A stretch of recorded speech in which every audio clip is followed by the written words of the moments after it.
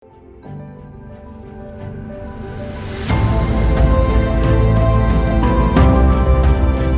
certo, vou apresentar o nosso outro entrevistado também, Frederico Bosquin, sócio-diretor da Noale Energia, advogado, especialista no setor elétrico com mais de 15 anos de experiência no mercado de energias renováveis. Hoje, atua na estruturação de projetos de geração de energia por fontes renováveis. A palestra vai ter como tema modelos de negócios em energia solar, tratando das possíveis alterações no regulamento da geração distribuída e a perspectiva de abertura do mercado livre de energia para consumidores de menor carga, aliadas às novas tecnologias e arranjos técnicos que possibilitam o desenvolvimento de novos e mais rentáveis modelos de negócios. Correto? Bom dia, é isso? É um tema espinhoso de falar, sempre revisão da regra. Eu acho que os participantes aqui já falaram em outros, talvez ontem aí, o pessoal já abordou isso. A Bárbara, provavelmente, a nossa maior especialista em 482 que eu conheço. A abertura de Mercado Livre, o Fábio deve ter falado ontem, assisti um pedaço da aula dele, mas eu vou falar um pouco, então, sobre a minha especialidade, que é a estruturação de projetos, definição de modelos, aspectos mais técnicos aqui, espero não ser tão chato assim. Jurídico sempre é uma coisa detalhista e chata, mas a ideia é trazer para vocês o que está acontecendo no mercado, as mudanças que estão por vir, e como a gente vai, então, encarar a energia nos próximos anos aqui, energia solar. Vamos fazer projetos funcionarem. Não será chato. Bom dia a todos. Eu garanto que não será chato. Vamos tocar já para a palestra, para não perder tempo? Depois, né, trocar uma ideia com eles, passar as perguntas do pessoal. Isso. Mas vamos deixar que eles já devem estar ansiosos, né? A gente passou o horário deles. Então... Alguns minutinhos. Bora, então. Boa palestra, gente. Até daqui a pouco. Valeu, pessoal. As interrupções. Mas então, gente, eu vou começar, então, desde o início aqui. Eu estou trazendo um dado do PDE 2030, tá? Isso aqui basicamente é uma leitura de como a matriz energética brasileira vai se comportar nos próximos, aqui já estamos metade de 21, 8 anos e meio, tá?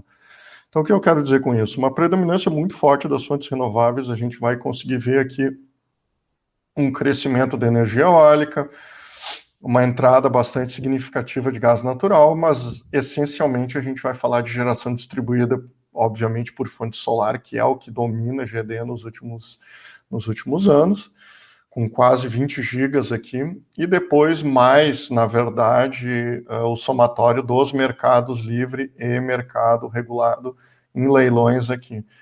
Esse somatório de 25 gigas, eu trago esse número muito para colocar o quê? Eu vejo que existe um pessimismo muito grande no mercado com relação ao que viria da energia solar, e muita gente fala da morte da energia solar, o fim de um setor, e que a gente aí diz, inclusive, que a gente estaria impedido de gerar a sua própria energia, alguma coisa nesse sentido. Gente, eu trabalho no setor elétrico há 15 anos, então eu já vi muitas desses pessimismos antes, e a energia solar é absolutamente inevitável a predominância dessa fonte no mercado. Não existe outra fonte que se vai fazer uma aplicação para gerar energia nos próximos anos no Brasil. Talvez o grande concorrente aqui seja a energia eólica, cujas aplicações são completamente diferentes da energia solar, e talvez o segundo concorrente seja gás natural, que vive num outro universo completamente diferente da energia solar. Então, para o público nosso aqui, do mercado da energia solar, é absolutamente inevitável que a gente vai atingir esse número aqui de 25 gigas nos próximos 8 anos e meio, talvez 10 anos. Mas, Fred, você tem certeza que esse número vai acontecer? Tem certeza que isso é alguma coisa factível no mercado? Então, eu vou trazer o dado que seja... Vamos pegar um PDE antes, que é o PDE 2029, tá? Então, o PDE 2029, ele considerava, então, aqui no ano de 2021, que a gente estaria agora com estudos feitos em 19, a previsão era que a gente estaria, nesse ano de 2021, alcançando alguma coisa próxima de 2 gigas em energia solar. Tá? Na verdade, a gente já está na metade de 2021 e a gente deu um salto no tempo aqui e a gente antecipou o cronograma previsto pela empresa de pesquisa energética em 5 anos. Então, o que isso quer dizer, gente? Energia solar fotovoltaica segue sendo ridiculamente predominante, absolutamente subestimada nos critérios de instalação dentro de qualquer previsão. Então, assim, se tu me pergunta que a gente vai atingir 25 GB, eu talvez ache que a gente vai atingir muito mais, porque se a gente considerar que a gente fez em 5 anos 3 vezes mais, eu não duvido que nos próximos 10 anos a gente consiga duplicar o valor projetado. E dando uma olhada nos números, a gente conseguiu ver uma outra coisa. Somente nesse ano a gente fez aqui, graças a vocês que nos assistem hoje, a instalação de 1.5 gigas do dia 1º de janeiro ao dia 23/7. Tá? Então, o que isso quer dizer? Que a gente fez o número de 2021 somente nesse ano, nesses 6, 7 meses aqui de 2021. Se a gente olhar, então, o número dado aqui no mesmo dia 23, a gente, então, exemplifica o número que a gente pulou lá para 2025. Está dado o número aqui, 6.405. Então, assim, gente, o número é esse aqui. O mercado brasileiro atual de energia está dado no recentíssimo aqui, painel de dados de micro e mini geração de energia, liberado recentemente pela EPE, tá? Só olhar esse gráfico aqui, capacidade instalada acumulada. Eu não consigo imaginar nenhum outro setor hoje no Brasil que consiga ter um crescimento tão amplo e tão exponencial como o nosso, tá? Basicamente, os gráficos, eles assustam para quem não é do setor, porque a gente pula aqui de alguma coisa muito próximo de 0 em 2016 até 6 gigas num curtíssimo espaço de tempo. Por que eu estou falando um pouco desse cenário atual aqui, para a gente poder entender? Porque quando eu falo de modelos de negócios, é absolutamente importante que vocês tenham claro como funcionam o mercado que a gente trabalha, a tecnologia que vai ser empregada e os contratos que são utilizados. Então, esses são os 3 pilares essenciais aqui de qualquer modelo de negócio. Então, muito antes da gente olhar o que vai se fazer no mercado, é importante entender qual é o mercado, como ele se comporta, quais são as tendências macroeconômicas desse mercado. Mas principalmente entender os números. Isso aqui são dados que estão abertos aí para todo mundo. Então, tentar entender o quê? Não ir na onda do pessimismo de quem está no mercado vendendo desespero para tentar se colocar como salvador da pátria. Isso aqui tem que ter muito sangue frio, muita técnica e muito número e muita conta para a gente poder saber em quais são os mercados que se trabalham. E aqui tem que se trabalhar sem nenhuma espécie de emoção, tá? Então, muito do que eu vou trazer agora para vocês é onde eu vejo que está o mercado e onde estão as oportunidades. Daqui a gente constrói o raciocínio do mercado macro até o contrato na especificidade de caso a caso. Então, vamos lá, gente. O mercado segue crescendo, não vai parar de crescer, não é o PL, nem a GD do 482, nenhuma dessas intercorrências aí de mercado que vai fazer com que a gente pare de instalar ou que o teu cliente pare de consumir energia fotovoltaica.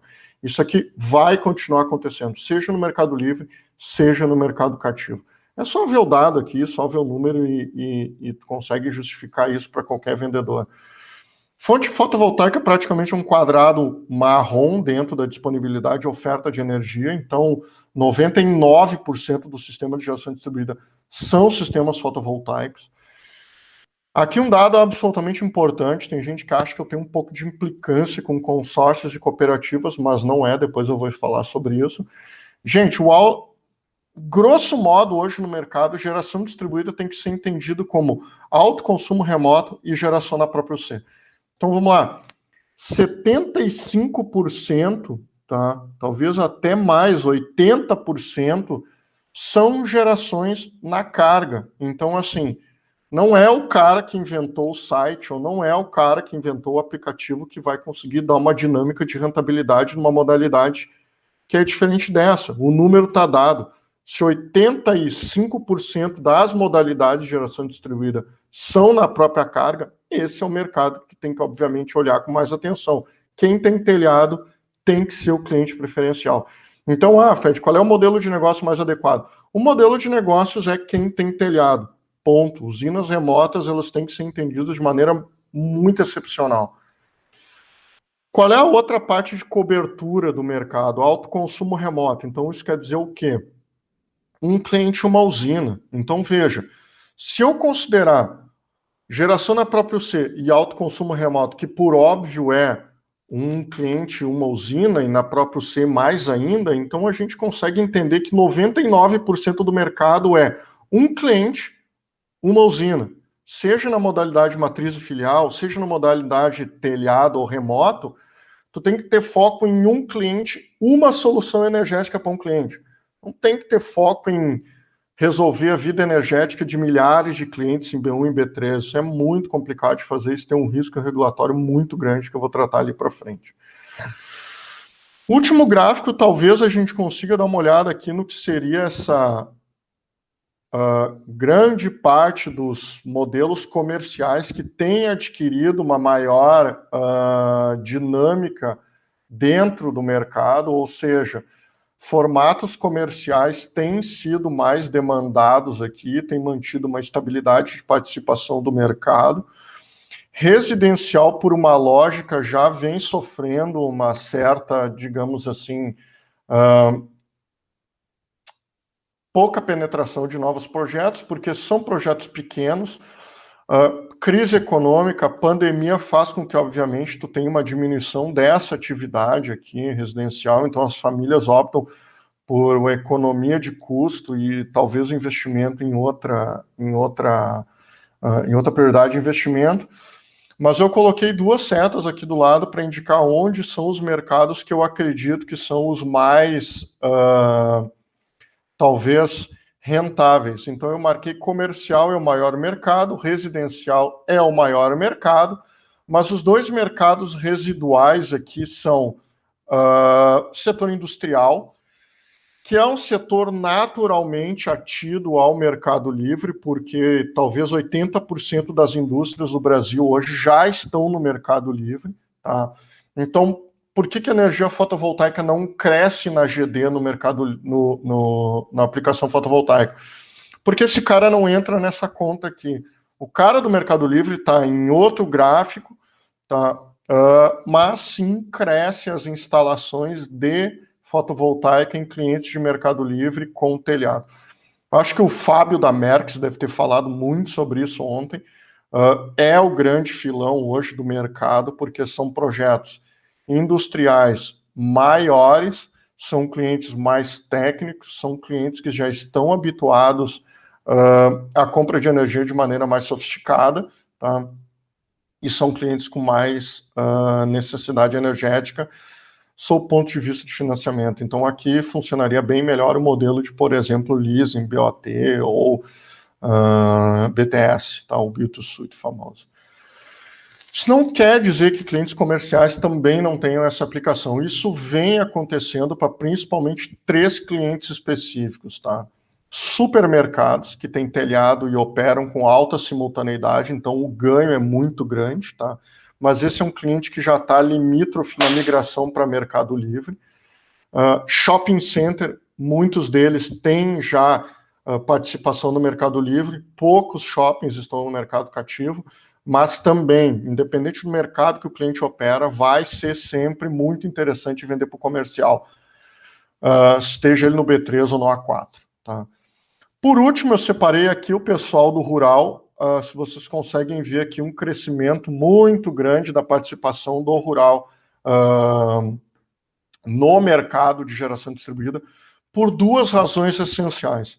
Primeira delas, existe uma perspectiva no horizonte de queda do subsídio aqui de tarifas do produtor rural. Isso já está dado aí nos manuais do Ministério da Economia, onde já é previsto um enxugamento da CDE e dali sairá, então, esse não mais desconto, tá? Muito baixa qualidade de energia no campo, então hoje o proprietário rural mais sofisticado do agronegócio, ele investe aqui numa rede mais robusta para o atendimento do agro e necessariamente vai ter uma usina fotovoltaica ligada. Isso vai funcionar por conta de uma própria dinâmica do agronegócio, que tem aqui uma lógica de necessidade energética mais premente, então se não chove, tá o sol, gera sua própria energia, faz a colheita, silo secador, movimentação de carga e todo esse tipo de automação da agroindústria. Então, e vamos falar aí também de pivô de irrigação. Isso é uma tendência, vem crescendo. Eu, particularmente, tenho visto muitos projetos no Centro-Oeste de irrigação, pivôs, automação de fazendas com aplicações fotovoltaicas. Então, é absolutamente também inevitável esse aumento. Posso dizer um terceiro elemento aqui, que seria o aumento do financiamento, tá, no agronegócio.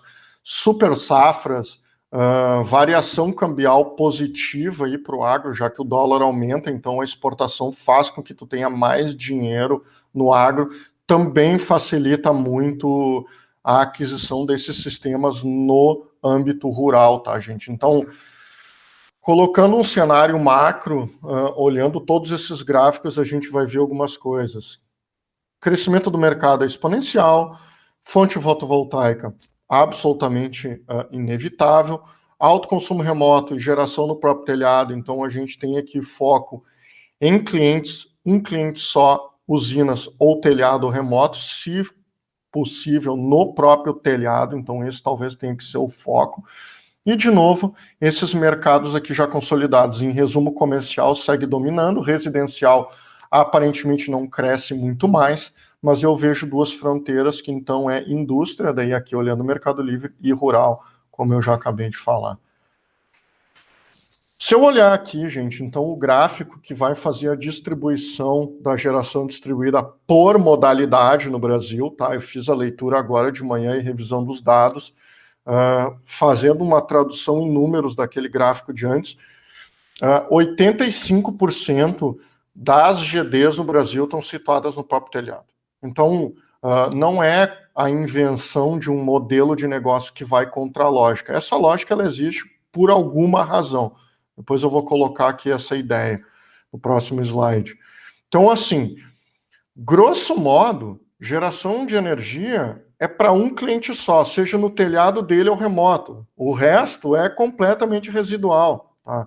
Então, gerações compartilhadas, consórcio, cooperativa, infelizmente encontram muitos problemas hoje na questão da viabilização disso, por uma própria lógica do ICMS, que é o próximo slide. Então, assim, enquanto os estados não fizerem uma adesão no estilo mineiro e muito recentemente Rio de Janeiro, a gente vai continuar mantendo esse número aqui.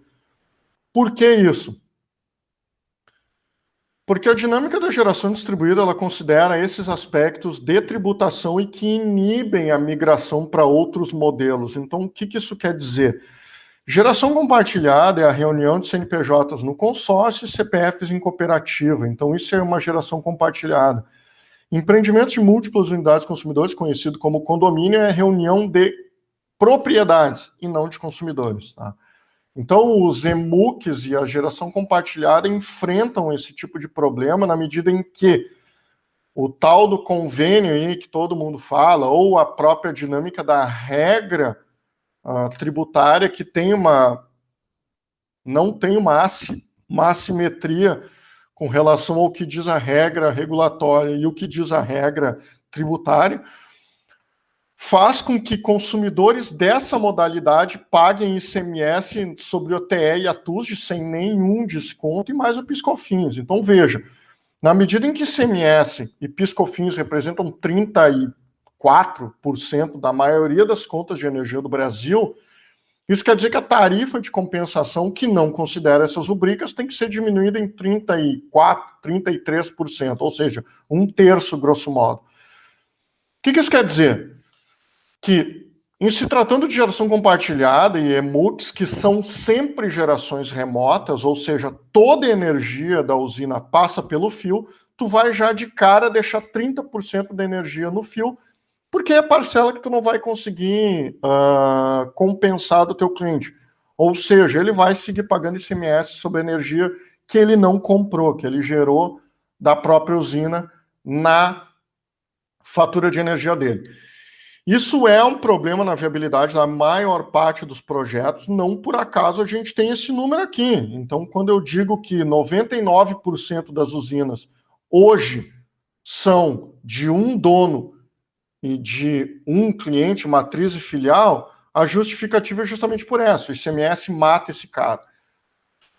Depois tu tem um problema da própria dinâmica do setor elétrico. Usinas remotas pagam demanda contratada no ramal de geração. Ou seja, o teu cliente que está lá no B3 ou no B1 residencial e comercial, ele vai continuar pagando disponibilidade. Mas quando tu vai fazer uma usina remota para ele, ele vai ter uma demanda contratada no ramal de geração. Então, além de eu não conseguir fazer o desconto, a compensação do ICMS, eu vou estar acrescentando um custo de demanda contratada no ramal de geração. Eu, na verdade, não estou diminuindo o custo do cliente, eu estou aumentando. Então, essa é uma. Sem falar em PiscoFins. Então, eu vou ter que dar um desconto para ele. Então, eu não faço compensação do ICMS, eu coloco um aumento de demanda contratada e eu tenho que dar desconto para o cara. Então, essa é a grande verdade. Fora de Minas Gerais, que tem um ICMS integral aqui de isenção, e Rio de Janeiro, a maioria dos estados do Brasil não tem esse benefício. Então, isso justifica o número de ridiculamente poucas gerações solares em cooperativas e consórcios no Brasil de maneira rentável, tá? Não quero dizer que isso não exista, pode existir, mas daí o dinheiro é de cada um dos clientes, ele aceita a TIR que ele quiser, tá? O autoconsumo, mesmo titular, CNPJ ou CPF, matriz e filial, então é junta cargo remoto. Então aqui só paga o ICMS sobre a TUSD, tá? Aqui eu fiz um resuminho, tá? Então assim, tu vai me dizer, por que isso, Fred? Porque o convênio Confasa, ele é bem claro no seguinte sentido, a isenção de ICMS somente sobre a energia ativa, tá? Na própria unidade, a unidade do mesmo titular, então isso já exclui geração compartilhada e EMUX.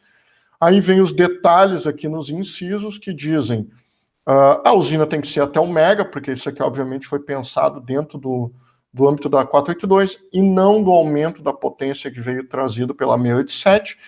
E o detalhezinho vem no inciso 2, não se aplica ao custo de disponibilidade, energia reativa, demanda de potência, encargo de conexão e uso do sistema de distribuição e a qualquer outro valor.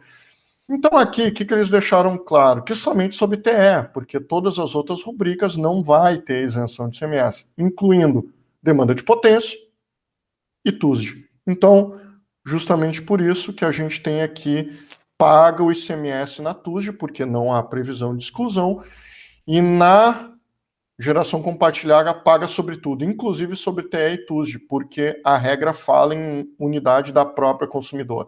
Tá? Isso gera muito distúrbio no mercado, essa assimetria gera muito problema dentro das contas de energia, tá? Mas também vem por outro aspecto, que é justamente esse, nesse resumo que eu coloco. Desculpa. Então, o benefício vai ser somente para usinas até 1 mega do mesmo proprietário. Aqui eu consigo ter uma dinâmica de melhor aproveitamento. E isso vai justificar aquele número gigantesco lá de usinas em alto consumo remoto. Tá? Ou autoconsumo remoto. Isso é importante ter claro na hora da modelagem do modelo de negócios. Então, quando eu vou pensar em um modelo, eu tenho que, na verdade, já no nascedouro do modelo, pensar, eu vou ter que endereçar uma usina para cada um dos meus clientes. Sou pena de, obviamente, ter que ficar lidando com essa questão de tributação, que é especialmente ruim fora de Minas Gerais e Rio de Janeiro. Para falar em PIS e COFINS, também existe uma lei federal, a 1369 de 2015, que também foi pensada aí na lógica da 482.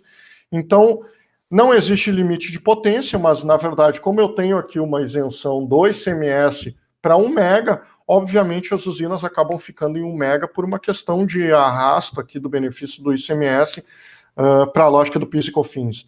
Então, de novo, é falado sobre energia elétrica ativa fornecida pela concessionária.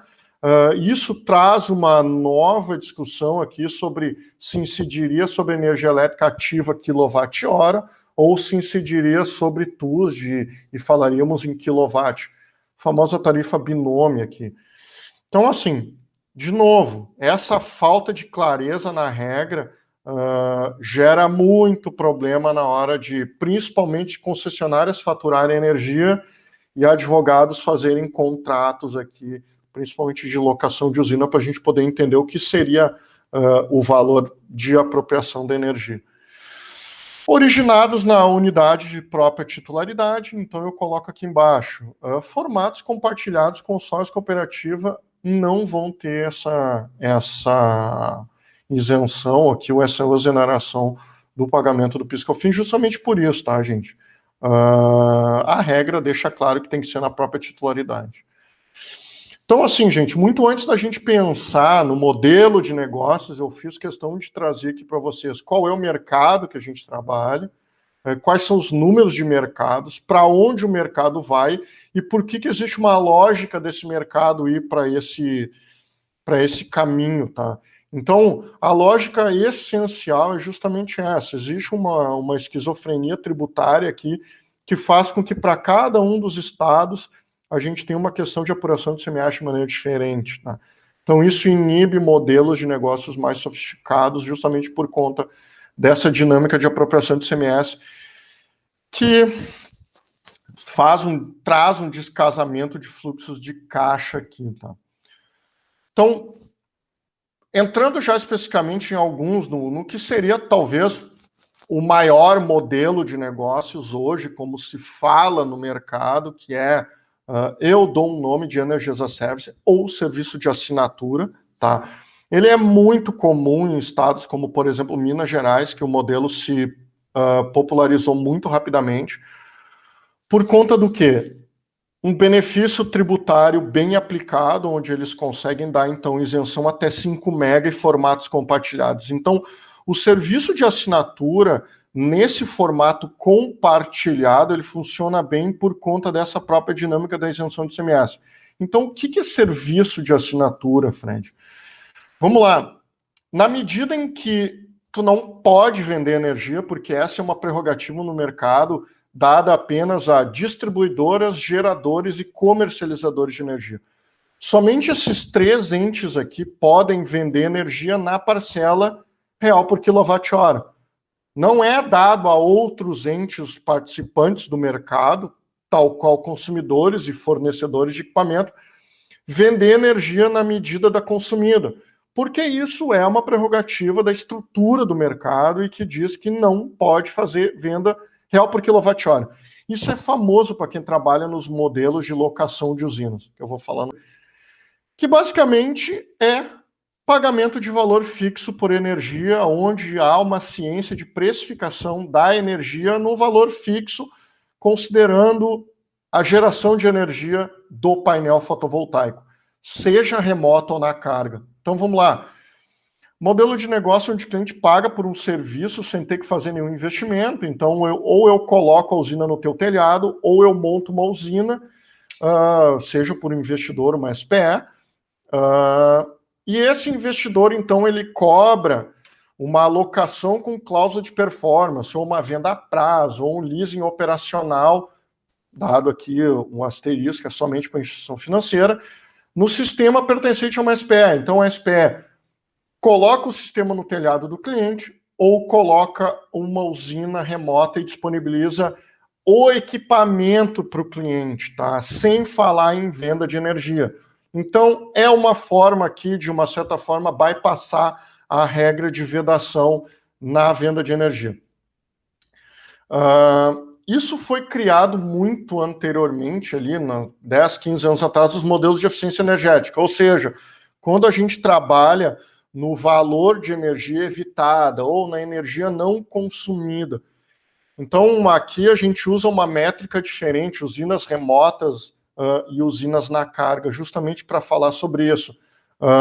Qual é o custo da comparação entre a compra da energia e a locação de uma usina, por exemplo, ou no caso de uma usina de telhado, é a compra de energia com a energia evitada. Então, há essas duas comparações. Qual a diferença, basicamente, entre energia evitada e energia comprada? É que a energia evitada considera também o imposto, talvez o efeito contábil de uma alocação de usina, Isso vai ir para a despesa operacional, para a despesa financeira, ao invés de ir como, pura e simplesmente, despesa com imposto, tá? E com compra de energia. E também, eventualmente, aqui, uma TUS de volumétrica que vai ser reduzida, no caso da carga, seja no mercado cativo, seja no mercado livre, tá, gente?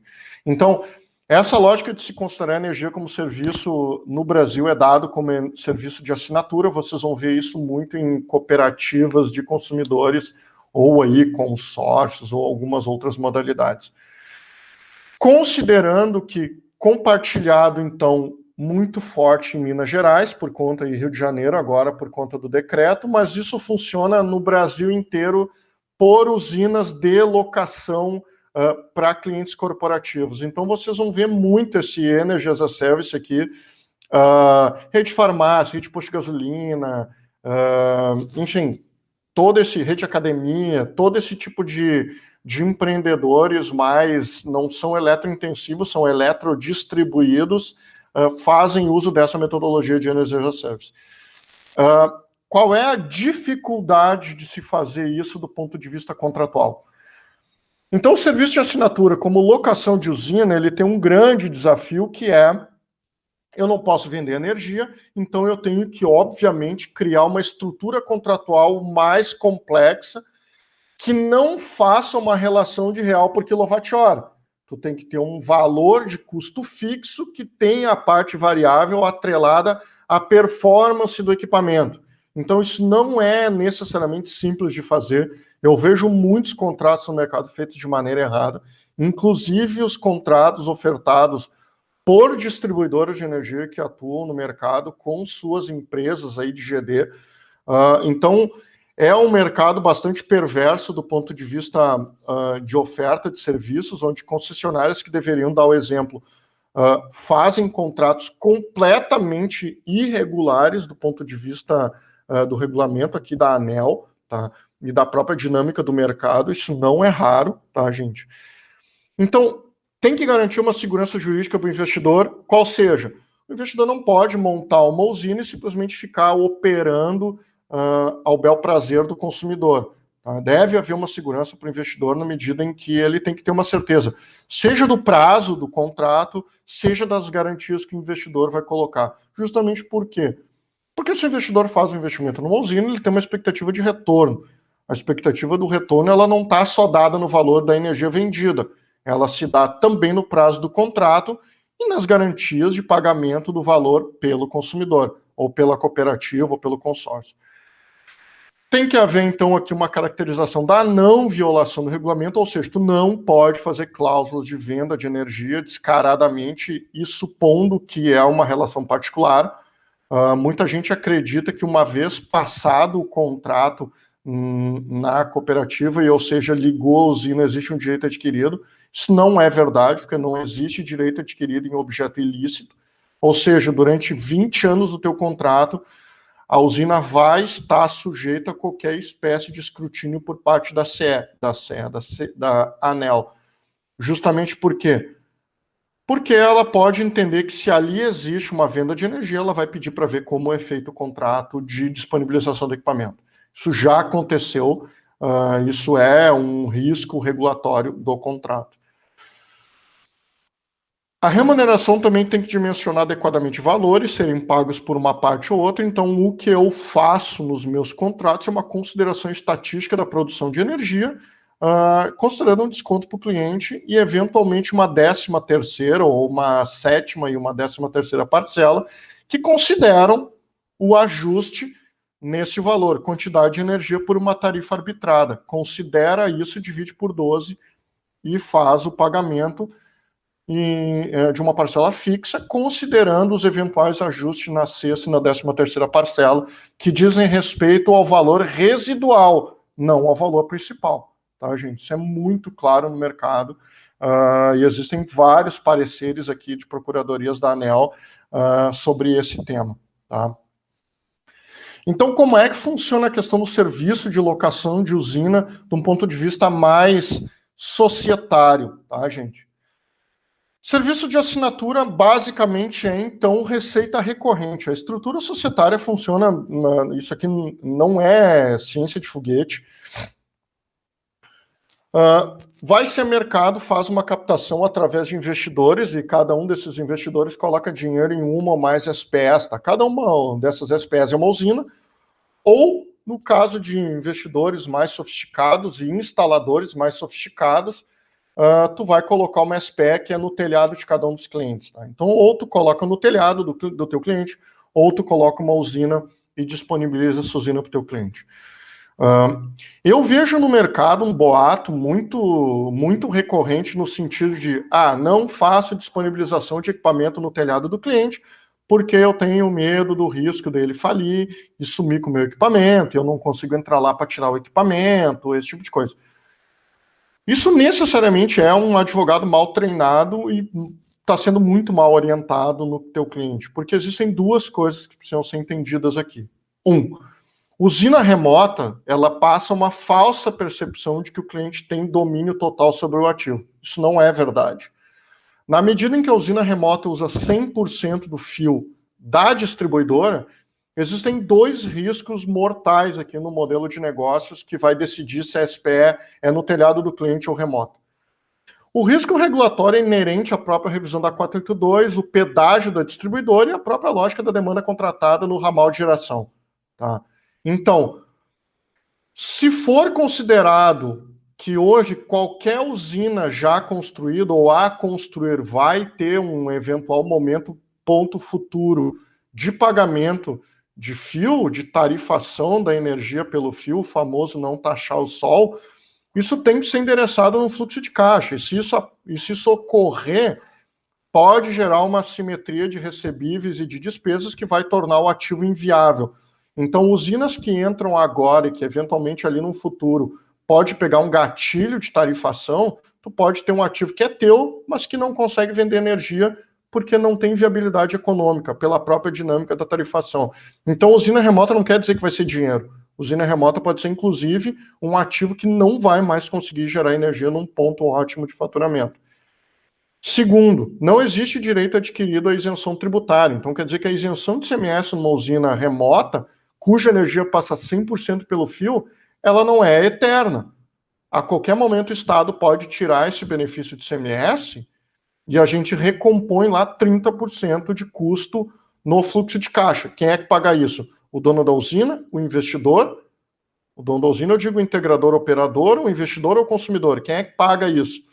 Não dá para simplesmente rescindir o contrato ou fazer aquela cláusula que não diz nada a respeito do reequilíbrio econômico-financeiro.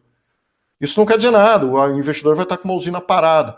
E veja, o caso mineiro aí, a gente está com isenção tributária talvez até o fim desse ano e vai dar uma expansão para os próximos 5 anos.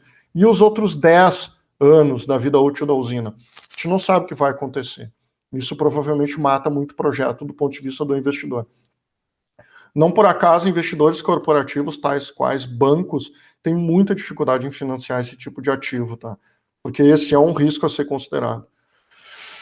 Dito isso, então, a gente vai optar por SPEs em telhados ou remotos, onde existe uma sócia coordenadora, que normalmente é a empresa integradora, que presta serviço de captação e de instalação de equipamentos. Depois eu vou explicar por que a gente faz a criação de uma holding aqui não operacional. E aqui embaixo a gente tem, então, a SPE, que disponibiliza o equipamento para o cliente e recebe o recebível periódico aqui através de venda com reserva de domínio, locação ou lease operacional. Então, esse dinheiro entra dentro da SPE, paga a comissão ou a prestação de serviços aqui para a sócia coordenadora e depois aqui as SPEs distribuem dinheiro, seja para a nova holding, seja para os investidores. Então, aqui depois eu fiz um disclaimer, se vocês quiserem, esse material fica para vocês. Isso aqui está dado muito rapidamente, sem entrar muito no pormenor, tá, gente? Eu vou pular um slide que ficou na ordem errada. Por que se cria uma holding não operacional sempre para cuidar desse tipo de negócio? Isso aqui é uma técnica jurídica que a gente usa justamente para ter um veículo específico de tratamento desses negócios. A gente chama isso de SPE, que é uma sociedade de propósito específico, tá? de capital social de titularidade integral da coordenadora, ou seja, não é uma filial, é uma nova empresa, uma subsidiária integral com operação exclusiva para isso, tá? Então, separa a tua empresa de projeto e instalação e qualquer outra coisa e cria uma empresa somente de serviços aqui. Por duas razões. Isso isola risco e tu tem um melhor aproveitamento fiscal. Lucro presumido, vai trabalhar em algum outro regime tributário preferencial, mas também muito pela questão da própria lógica de contabilização disso aqui. E daí depois dispara as outras SPEs, tá? E daí ela faz uma participação acionária em outras SPEs. Depois aqui vai funcionar como essa lógica de prestação. Então, a sócia coordenadora presta serviço para a SPE, como estava dito lá, e tem o repasse de valores aqui através da prestação de serviços. Tá? Isso vai ter uma tributação bem específica, mas como são partes relacionadas, a gente tem um acordo de acionistas aqui, ou de cotistas, bem feitos para a gente ter equalização de condições de preço de mercado, para não haver aqui qualquer espécie de conflito de interesse entre uma empresa e outra. Depois a gente vai ter o fornecimento de equipamentos que podem ser feitos de duas formas. Ou a gente faz uma compra e venda de equipamento interno dentro da sociedade, tá? Ou a gente faz a integralização de capital, de equipamento, de capital através de equipamento para a holding, e a gente vai ganhando, então, de volta emissão de cotas em ações. Aqui pode fazer toda espécie de estrutura societária, de bônus de subscrição com ágio, integralização, todo tipo de benefício e estrutura societária para que a gente tenha uma operação sofisticada, tributariamente interessante e de uma certa forma economicamente mais rentável, tá? Depois, pulando o outro slide, o último modelo que eu falo, porque ou a gente compra ou a gente vende. Então, muito no mercado se fala BOT. Tá? O BOT nada mais é do que uma venda a prazo, porque eu construo, opero e transfiro. Se eu transfiro, tem venda. Se esse período de construção e operação ele está dado como um modelo assim de eu construo a usina e como eu marquei em vermelho, eu financio a aquisição do equipamento para o meu cliente, isso é uma venda a prazo, isso acaba se tornando risco de crédito. Porque, na verdade, é o que acontece. O meu cliente ele quer uma usina, normalmente o sistema BOT funciona muito para disponibilização de ativos em telhado de terceiro, onde tu vai usar aqui a venda a prazo com reserva de domínio, que é uma tipologia contratual de garantia, onde o cliente não te pagou, tu vai lá e entra e busca o teu equipamento de volta. De novo, advogados mal treinados no mercado ou advogados que não entendem da especificidade do mercado solar têm dificuldade de achar uma solução criativa para o cliente. Então, disponibilizar energia em telhado, equipamento em telhado de terceiro, pode e muitas vezes é muito mais seguro e rentável do que construir uma usina, porque em vez de tu ter uma usina e vários clientes comerciais ou clientes residenciais, como a gente viu, não tem viabilidade, tá? Então, se eu quero atender consumidores do B3, talvez seja muito mais interessante tu, em vez de construir uma usina e fazer um consórcio, tu pega essa usina, divide em 10 e coloca no telhado dele. Se ele não tiver telhado, então paciência, ele que seja atendido pela distribuidora. Agora, o risco não pode ser alocado no investidor ou na tua empresa, tá?